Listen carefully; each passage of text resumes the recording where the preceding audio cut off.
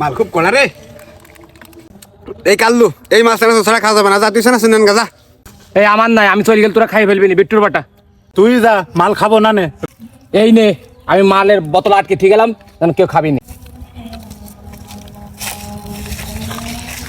এই আমি কিন্তু ঠিক গেলাম, তোরা কিন্তু কেউ খাবি নি। খাবো না রে, যা তাড়াতাড়ি আসবি।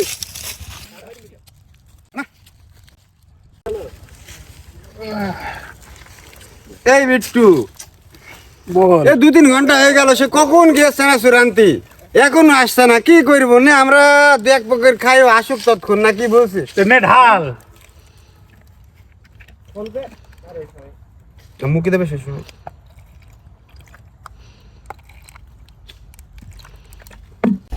হ্যাঁ শালার, আমি জানতাম তোরা মাল খাই ফেলবি, আমি না যাই সেজন্য কেন বলেছিলাম।